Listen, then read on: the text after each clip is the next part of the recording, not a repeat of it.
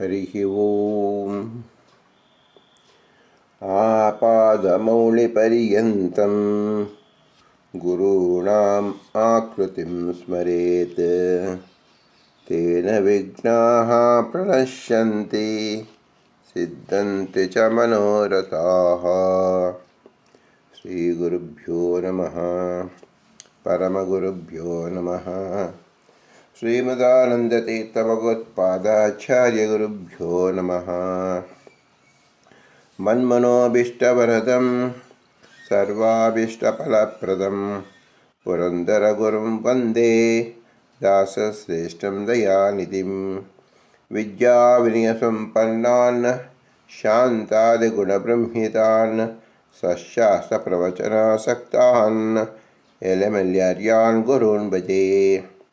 ಪೃಥ್ವೀಮಂಡಲಮಧ್ಯಸ್ಥ್ಯಾಃ ಪೂರ್ಣಬೋಧಮತಾನುಗಾಃ ವೈಷ್ಣವಾಃ ವಿಷ್ಣುಹೃದಯಾಃ ತಾನ್ ನಮಸ್ತೆ ಗುರುನ್ ಮಮ. ಹರಿಃ ಓಂ. ಹರಿಃ ಓಂ. ಹರಿಃ ಓಂ. ಅನಂತಕೋಟಿ ಬ್ರಹ್ಮಾಂಡನಾಯಕ ರಮಾ ಬ್ರಹ್ಮರುದ್ರ ಇಂದ್ರಾದಿವಂದ್ಯ ಭಕ್ತವತ್ಸಲ ಭವರೋಗವೈದ್ಯ ಶರಣಾಗತ ವಜ್ರಪಂಜರ ಆಪದ್ಬಾಂಧವ ಅನಾಥಬಂಧೋ ಅನಿಮಿತ್ತಬಂಧೋ ಪತಿತ ಪಾವನ ಮಹಾರೋಗ ನಿವಾರಣ ಮಹಾದುರಿತ ನಿವಾರಣ ಮಹಾಭಯ ನಿವಾರಣ ಮಹಾಭಯ ವಿಮೋಚನ ಮಹಾಬಂಧ ವಿಮೋಚನ ಭಯಕೃತ್ ಭಯ ವಿನಾಶನ ಕೃಪಾವಾರಿಧಿ ದೇವದೇವೋತ್ತಮ ದೇವಶಿಖಾಮಣಿ ಕಪಟ ನಾಟಕ ಸೂತ್ರಧಾರ ನಿಚ್ಚರುಳ ನಿತ್ಯ ಸತ್ಯ ಸಂಕಲ್ಪ ಮುಕ್ತ ಮುಕ್ತ ನಿಯಾಮಕ ಮೋಕ್ಷದರ ಮೋಕ್ಷದರ ಮೋಕ್ಷದರಾಯ ನಮಃ. ಮೋಕ್ಷದರಾಯ ನಮಃ. ಮೋಕ್ಷದರಾಯ ನಮಃ. ಮೋಕ್ಷದರಾಯ ನಮಃ. ಶ್ರೀ ಪುರಂದರದಾಸರು ಅನಂತಕೋಟಿ ಬ್ರಹ್ಮಾಂಡ ನಾಯಕ ಎಂಬ ಗದ್ಯದಲ್ಲಿ 22ನೇ ಗದ್ಯ ಮೋಕ್ಷದರ. ಭಗವಂತ ಶ್ರೀ ಪುರಂದರದಾಸರಲ್ಲಿ ನಿಂತು ನುಡಿಸಿದ ಅಮೋಘವಾದ ನಾಮಧೇಯ ಗುಣವಾಚಕ ಲಕ್ಷಣ ಭಗವಂತನದು ಏನು? ಮೋಕ್ಷದರ. ಇಲ್ಲಿ ನಾವು ಮೋಕ್ಷ ಅಂದ್ರೇನು, ಮೋಕ್ಷದರ ಯಾರು, ಎರಡು ಪ್ರಶ್ನೆಯನ್ನು ನಾವು ಕೇಳ್ಕೊಳ್ಬೇಕು.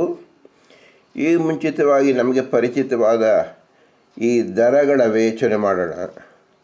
ಲೋಕದಲ್ಲಿ ನಮಗೆ ಶ್ರೀಧರ, ಮುರಳೀಧರ, ಚಕ್ರಧರ ಅಂತ ಕೇಳಿದ್ದೀವಿ.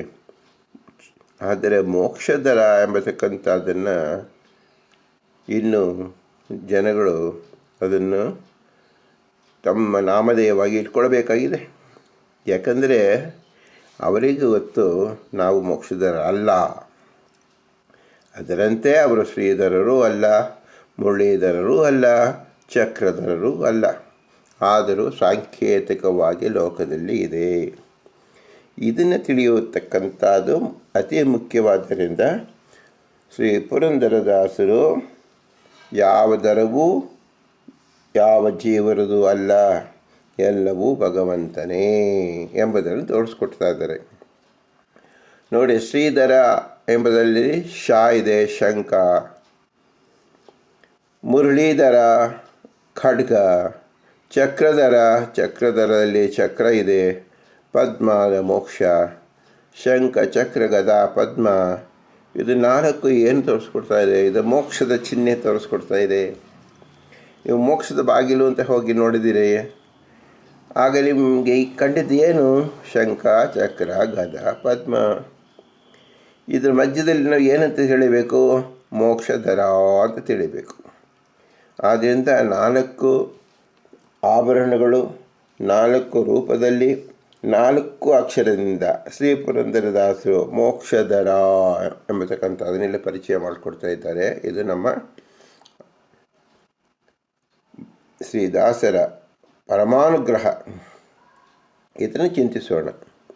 ಶ್ರೀ ಪುರಂದರದಾಸರ ಗದ್ಯದಲ್ಲಿ 22ನೇ ಮೋಕ್ಷಧರ ಅಂದರೆ 22ನೆಯ ಮಧ್ವ ಮತವನ್ನು ಮೋಕ್ಷವನ್ನು ತಿಳಿಸುವ ಮತ ಎಂಬ ಅದ್ಧೂರಿಯ ಅಂಶ ಬೆಳಕಿಗೆ ತಂದಿದ್ದಾರೆ. ನೋಡಿ, ಪುರಂದರದಾಸರು ಈ ಲೋಕಕ್ಕೆ ಬಂದ ಮೇಲೆ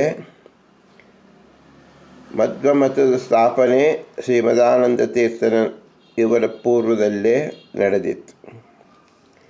ಅದರ ತತ್ಪೂರ್ವದಲ್ಲಿ 21 ಮತಗಳು ಬಂದು ಅನ್ಯತಾ ರೀತಿಯಲ್ಲಿ ಭಗವದಾರಾಧನೆಯನ್ನು ಮತ್ತು ಭಗವಂತನಿಗಿಲ್ಲ ಎಂಬತಕ್ಕಂಥ ಅನೇಕ ಕ್ಷುಲ್ಲಕವಾದಗಳನ್ನು ಇಟ್ಟಿದ್ದರು. ಅವೆಲ್ಲವನ್ನು ಖಂಡಿಸಿ, ನಿರಾಕರಿಸಿ, ಉತ್ತರಿಸಿ 22ನೆಯ ಮಹಾವಾದವನ್ನು ಮಂಡಿಸುವ ಶ್ರೀಮದಾನಂದ ತೀರ್ಥರು ವೈಷ್ಣವ ಪಥ ಎಂಬತಕ್ಕಂಥ ದಿವ್ಯ ಮಾರ್ಗವನ್ನು ತೋರಿಸ್ಕೊಟ್ಟರು. ಅದು 22ನೇದು. ಇದನ್ನು ಘಟಾನುಘಟಾನು ಲೋಕೆ ಎಂಬಂತೆ 22ನೇದು ಇಲ್ಲಿ ಪುರಂದರದಾಸರು ಮೋಕ್ಷದರ ಎಂಬತಕ್ಕಂಥದ್ದನ್ನು ತೋರಿಸ್ಕೊಟ್ಟಿದ್ದಾರೆ. ಉಳಿದ ಯಾವ ಮತದಲ್ಲೂ ಸಹ ಮೋಕ್ಷದ ಚಿತ್ರಣವೇ ಇಲ್ಲ. ಚಿತ್ರ ಇದ್ದರೂ ಅದು ಅಪಾರ್ಥವಾಗಿದೆ, ಆದ್ದರಿಂದ ಅದು ಮೋಕ್ಷ ಎನಿಸ್ಕೊಳ್ಳೋದಿಲ್ಲ. ಆದ್ದರಿಂದ ಮೋಕ್ಷದ ಕಲ್ಪನೆಯೇ ಇತರರಿಗೆ ಇಲ್ಲ ಎಂದರ್ಥ. ಜೀವರು ತಮ್ಮ ಸ್ವರೂಪದಲ್ಲಿರುವ ಆನಂದವನ್ನು ಅನುಭವಿಸುವುದೇ ಮೋಕ್ಷ. ಎಲ್ಲ ಮೋಕ್ಷ ಜೀವರು ತಮ್ಮ ಯೋಗ್ಯತಾನುಸಾರಿ ಪೂರ್ಣನೆನಿಸುತ್ತಾರೆ. ಲಿಂಗದೇಹದಿಂದ ಬಿಡುಗಡೆ ಹೊಂದಿರುತ್ತಾರೆ. ಬಂಧಕ ಒಡ್ಡಿದ ಪರಮಾಚ್ಛಾದಿಕವು ದೂರ ಸರಿದಿರುತ್ತದೆ. ಅಂಟಿದ ದೋಷಗಳಿಂದ ಮುಕ್ತನಾದ ಅವಸ್ಥೆಯೇ ಮೋಕ್ಷ. ಇಂತಹ ಮೋಕ್ಷವನ್ನು ಕೊಡತಕ್ಕಂಥವನು ಯಾರು? ಅವನಿಗೆ ಮೋಕ್ಷಧಾರ ಅಂತ ಹೆಸರು. ಜೀವ ಅನಾದಿ ಮತ್ತು ಅಸ್ವತಂತ್ರ ಹಾಗೂ ಸ್ವಪ್ರಕಾಶನಾಗಿದ್ದಾನೆ. ಅನಾದಿ ಕಾಮಕರ್ಮಗಳು ಜೀವನ ಯೋಗ್ಯತಾ ನಿರ್ಣಾಯಕವಾಗಿದೆ. ಇದೇ ಆ ಜೀವನ ಸಾಧನ. ಆನಂದ ತಾರತಮ್ಯ ದ್ಯೋತಕವೂ ಆಗಿದೆ. ಈಶ್ವರನ ಇಚ್ಛೆ, ಪ್ರಕೃತಿ ದಶೆಯಿಂದ ಮಹತ್ತತ್ವ, ಅಹಂಕಾರ ತತ್ವಗಳು, ಮಾಯಾ ಪ್ರಕೃತಿ ಎಂಬ ಆವರಣ ರೂಪವಾಗಿದೆ.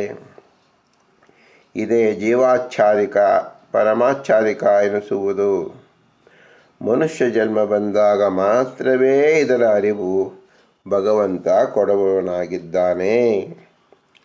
ಯೋಗ್ಯ ಗುರುಗಳ ಉಪದೇಶದಿಂದ, ಬ್ರಹ್ಮಜ್ಞಾನ ಉಪಾಸನಾದಿಗಳಿಂದ ಸಾಧನೆಗೈಯಲು ಹರಿಪ್ರಸಾದ ಒದಗುವುದು. ಮುಕ್ತಿ ಎಂದರೆ ಏನು? ಮುಕ್ತಿ ಅಂದರೆ ಬಿಡುಗಡೆ. ಇದನ್ನು ಸಾಧಿಸಲು ಅಂತಃಕರಣ ಶುದ್ಧಿಗಾಗಿ ನಿತ್ಯ ಕರ್ಮಾದಿಗಳು ಅತ್ಯವಶ್ಯಕವಾಗಿ ಪಾಲಿಸತಕ್ಕದ್ದು. ಜಿಜ್ಞಾಸ್ಯ ಅಂದ್ರೇನು? ವಿಚಾರ, ಜ್ಞಾನ, ಭಕ್ತಿಯ ಅಭಿವೃದ್ಧಿ ಹಾದಿಯಲ್ಲಿದ್ದಾಗ ಹರಿಪ್ರಸಾದ ದೊರೆಯುವುದು. ಹರಿಪ್ರಸಾದ ಎಂಬುದು ಭಗವಂತನ ಪ್ರೀತಿ ಸಂಕೇತ. ಅವನಾಗಿ ಒರೆದು ಕೊಟ್ಟರೆ ಮಾತ್ರ ಲಭ್ಯ. ನಮ್ಮ ಸಾಧನೆ ಲೆಕ್ಕದಿಂದಲ್ಲ. ಕೇವಲ ಗುರುಗಳು ಪ್ರೋತ್ಸಾಹಿಸಬಹುದು. ಇದನ್ನೇ ಗುರುಗಳ ಗುಲಾಮನಾಗುವ ತನಕ ದೊರೆಯದಣ್ಣ ಮುಕುತಿ ಎಂದು ಹೇಳಿರುವುದು. ಹರಿಪ್ರಸಾದವೇ ನಮ್ಮ ಮುಕ್ತಿಯ ಸೋಪಾನ. ನಂತರ ಬ್ರಹ್ಮನಿಂದ ಪ್ರಣವ ಉಪದೇಶ, ಮೋಕ್ಷ ಪ್ರಾಪ್ತಿ, ನಿತ್ಯ ಆನಂದದಲ್ಲಿ ವಿಹರಿಸುವುದು. ಇದು ಮೋಕ್ಷದ ಚಿತ್ರಣ. ಯಾರಲ್ಲಿ ಯಾವ ಕಾಲದಲ್ಲೂ ಯಾವ ದೋಷಗಳು ಇರುವುದಿಲ್ಲವೋ, ಯಾರು ತಮ್ಮ ಗುಣಗಳಿಂದ ಪೂರ್ಣರಾಗಿರುತ್ತಾರೆಯೋ ಹಾಗೂ ಸ್ವತಂತ್ರರಾಗಿದ್ದಾರೋ ಆ ಯಾವ ಭಗವಂತನೇ ಮೋಕ್ಷದರ. ಮೋಕ್ಷಕ್ಕೆ ಇನ್ನೊಂದು ಹೆಸರು ವೈಕುಂಠ. ಇದರರ್ಥ ವೈಕುಂಠ ಎಂಬುದು ಯಾವ ನ್ಯೂನತೆ ಇಲ್ಲದ ಪ್ರದೇಶ. ಯತೋ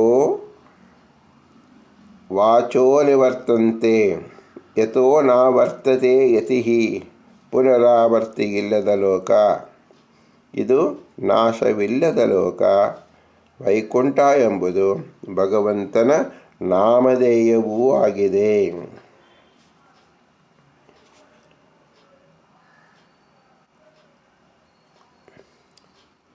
ಪೂರ್ಣನಾದವ, ನಾಶವಿಲ್ಲದವ, ಅಪ್ರಾಕೃತನಾದವನೆಂದು ತಿಳಿಯಬೇಕು.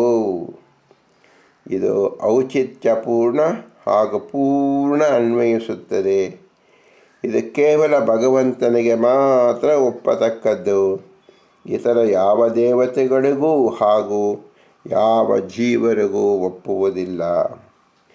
ಮೋಕ್ಷವನ್ನು ಕೊಡುವ ಮೋಕ್ಷದ, ಆದರೆ ಮೋಕ್ಷ ಜೀವನದಲ್ಲಿ ವಿಹರಿಸುವ, ಕ್ರೀಡಿಸುವ ಮೋಕ್ಷದರ ಎನಿಸುತ್ತಾನೆ. ಮೋಕ್ಷದ ರ ಅಂದರೆ ರಮತೆ ಅಂತ ಹೆಸರು. ಮೋಕ್ಷಕ್ಕೆ ಯೋಗ್ಯರಾದ ಜೀವನವನ್ನೇ ರಮಿಸುವ ಎಂದರ್ಥ. ಮೋಕ್ಷಂ ದದಾತಿ ಇತಿ ಮುಕ್ತೈ ಸಹ ಕ್ರೀಡತಿ ಮೋಕ್ಷದಾರ ಎಂದು ಭಗವದ್ಗೀತೆಯಲ್ಲೂ ಸಹ ಶ್ರೀ ವೇದವ್ಯಾಸ ದೇವರು ಅರ್ಥೈಸಿದ್ದಾರೆ. ನಾಣ್ಯ ಪಂಥ ಅಯನಾಯ ವಿದ್ಯತೆ ಎಂಬತಕ್ಕಂಥದ್ದು ಪುರುಷ ಸೂಕ್ತದಲ್ಲಿ ವೇದ ಪುರುಷನೇ ಹೇಳಿದ್ದಾನೆ. ಇದರ ಅರ್ಥ ಏನು? ನಾ ಅನ್ಯ ಪಂಥಃ ಅಯನಾಯ ವಿದ್ಯತೆ, ಬೇರೆ ಮಾರ್ಗವಿಲ್ಲ ಯಾವುದಕ್ಕೆ? ಮೋಕ್ಷವನ್ನು ತಲುಪಲು. ಅದು ಯಾವುದು? ಮಧ್ವಮತವೇ ಮತವು ಶ್ರುತಿ ಸಮ್ಮತವು ಎಂಬ ಅಭಿಪ್ರಾಯವೇ ಇದಾಗಿದೆ. ಇದು ಒಟ್ಟು ತಾತ್ಪರ್ಯ ಏನಂತ ತಿಳ್ಕೊಳ್ಳಬೇಕು. ಭಗವಂತ, ಅವನ ಹೆಸರು ಮೋಕ್ಷ, ವೈಕುಂಠ ಎಂದು ಹೆಸರು. ಭಗವಂತನೇ ಸುಪ್ರೀತನಾಗಿ ಅವರ ಭಕ್ತರೊಳಗೆ, ಅಲ್ಲಿ ಸಾತ್ವಿಕ ಜೀವರಿಗೆ ಅವನ ಪ್ರಸಾದ ರೂಪದಲ್ಲಿ ಅನುಗ್ರಹಿಸಿದರೆ ಮಾತ್ರ ಮೋಕ್ಷ ಎಂಬತಕ್ಕಂಥದ್ದು ಸಿಗುತ್ತೆ. ಅದಕ್ಕಾಗಿ ಭಕ್ತರಾದ ಸಾತ್ವಿಕ ಜೀವರು ಸಾಧನೆಯನ್ನು ಮಾಡಿಕೊಳ್ಳಬೇಕು. ಆ ಸಾಧನೆಯಲ್ಲಿ ಮೊಟ್ಟ ಮೊದಲು ಏನು? ಅಂತಃಕರಣ ಶುದ್ಧಿ. ಅಂತಃಕರಣ ಶುದ್ಧಿ ಸಾಧ್ಯವಾಗುವುದು ಯಾರಿಗೆ? ಮನುಷ್ಯ ಜನ್ಮದಲ್ಲಿದ್ದ ಜೀವರುಗಳಿಗೆ ಮಾತ್ರ. ಇದನ್ನು ತಿಳಿದುಕೊಂಡು ಶ್ರೀ ಪುರಂದರದಾಸರು ಭರತಖಂಡದಲ್ಲಿ ನಾರಾಯಣನೆಂಬ ನಾಮದ ಬಿತ್ತಿದ ನಾರದ ಧರೆಯೊಳಗೆ ಯಾತಕ್ಕೋಸ್ಕರವಾಗಿ ಬಿತ್ತಿದ? ಮೋಕ್ಷವನ್ನು ಪಡೆಯಲಿ. ಮೋಕ್ಷವನ್ನು ಪಡೆದರೆ ಹೇಳಿದರೆ ಅರ್ಥವಾಗತಕ್ಕಂಥ ಜನರು ಈಗ ಹುಟ್ಟಿದ್ದಾರೆ. ಅದು ಭರತಖಂಡದಲ್ಲಿ ಎಂಬತಕ್ಕಂಥ ಅಮೋಘವಾದ ಪಾಠ. ಇದನ್ನು ಮೋಕ್ಷದರ ಎಂಬ ಸಾಂಕೇತದಿಂದ ಶ್ರೀ ಪುರಂದರದಾಸರು ಈ ಅನಂತ ಕೋಟಿ ಬ್ರಹ್ಮನಾಯಕ ಎಂಬ ಗದ್ಯ ಪಾಠದಲ್ಲಿ ನಮಗಾಗಿ ತಿಳಿಸಿದ್ದಾರೆ. ನಾವು ಇದನ್ನು ಅನುಭವಿಸಿ ಶ್ರೀ ಪುರಂದರದಾಸರ ವಿಶೇಷ ಪ್ರಸಾದವನ್ನು ಸಂಗ್ರಹಿಸಿ ಅವರ ಅನುಕಂಪೆಯಿಂದ ಭಗವಂತನ ಆರಾಧನೆಯನ್ನು ಮಾಡಿ ನಮ್ಮ ಯೋಗ್ಯತಾ ಪೂರ್ಣ ಆನಂದವನ್ನು ಪಡೆಯುವಂಥ ಶಕ್ತಿ ಈ ಗುರುಗಳಾದಂಥ ಪುರಂದರದಾಸರೇ ನಮಗೆ ಅನುಗ್ರಹಿಸಿ ಭಗವಂತ ನಮಗೆ ಪ್ರಸಾದ ಕರುಣುವಂತೆ ಪ್ರೋತ್ಸಾಹಿಸಿ ಎಂದು ಅಂಗಲಾಚಿ ಬೇಡಿಕೊಳ್ಳೋಣ. ಹರಿ ಓಂ. ಭೂಯಿಷ್ಠಾಂತೆ ಉಕ್ತಿಂ ವಿಧೇಮ ಎಂಬತಕ್ಕಂಥ ಉಪನಿಷತ್ ವಾಕ್ಯದಿಂದಲೇ ಪರಮಪುರುಷನಾದ ಭಗವಂತನನ್ನು ನಮಿಸೋಣ. ಹರಿ ಓಂ. ಭಾರತೀಯ ಕೆಪ್ಪಣಾಂತರ ಶ್ರೀಕೃಷ್ಣಾರ್ಪಣಮಸ್ಸು.